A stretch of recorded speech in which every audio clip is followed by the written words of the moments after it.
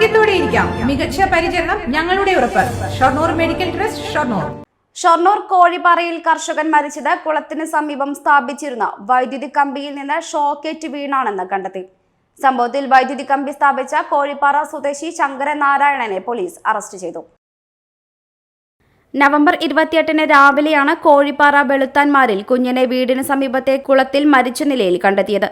പുലർച്ചെ വീടിന് സമീപത്തെ കുളത്തിൽ നിന്നും മീൻ പിടിക്കുന്നതിനായി ഇറങ്ങിയ കുഞ്ഞിനെ രാവിലെ 7ഓടെ നാട്ടുകാർ കുളത്തിൽ മുട്ടപ്പം വെള്ളത്തിൽ മരിച്ച നിലയിൽ കണ്ടെത്തുകയായിരുന്നു. പോലീസിന്റെ പ്രാഥമിക അന്വേഷണത്തിലും മൊഴി നൽകിയതിലും കുടുംബം സംശയം ഉന്നയിച്ചിരുന്നില്ല.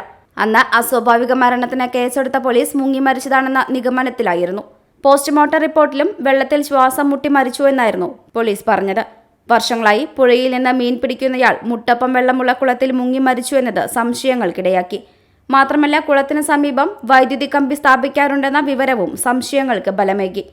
പിന്നീട് നാട്ടുകാരുൾപ്പെടെ സംശയം ഉന്നയിച്ചതോടെ .view ന്യൂസ് മരിച്ച കുഞ്ഞന്റെ കുടുംബത്തിന്റേതുൾപ്പെടെ സംശയങ്ങളും ഇൻക്വസ്റ്റ് സമയത്തുണ്ടായിരുന്നവർ കാലിലെ മുറിവ് കണ്ടതുമെല്ലാം റിപ്പോർട്ട് ചെയ്തിരുന്നു. 2 ആഴ്ച മുമ്പ് കുഞ്ഞന്റെ മകൾ ശരണ്യ പുനരന്വേഷണവും സംശയവും ഉന്നയിച്ച് പട്ടികജാതി വർഗ കമ്മീഷനും ജില്ലാ കളക്ടർക്കും പരാതി നൽകുകയും ചെയ്തു.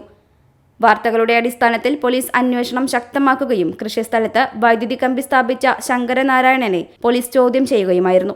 തെളിവുകളുടെ അടിസ്ഥാനത്തിൽ പോലീസ് നടത്തിയ ചോദ്യം ചെയ്യലിൽ ശങ്കരനാരായണൻ കുറ്റസമ്മതം നടത്തി.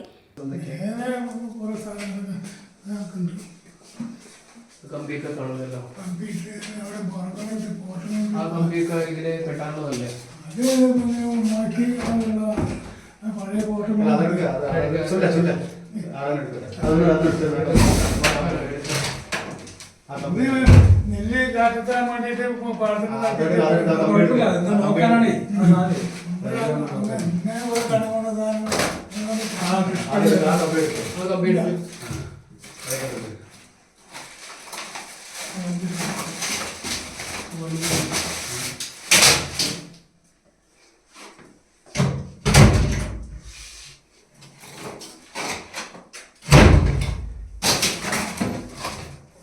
വൈദ്യുതി കമ്പിയും മറ്റ് സാധനങ്ങളും പോലീസ് പിടിച്ചെടുത്തിട്ടുണ്ട്.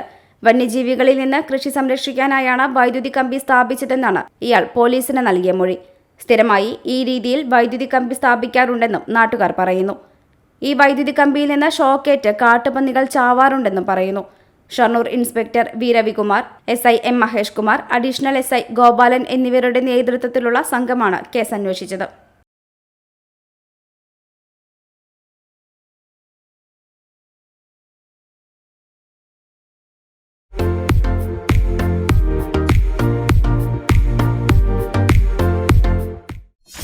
.view ന്യൂസ്, കാഴ്ചകളാണ് ലോകം, കണ്ടു തുടങ്ങുക.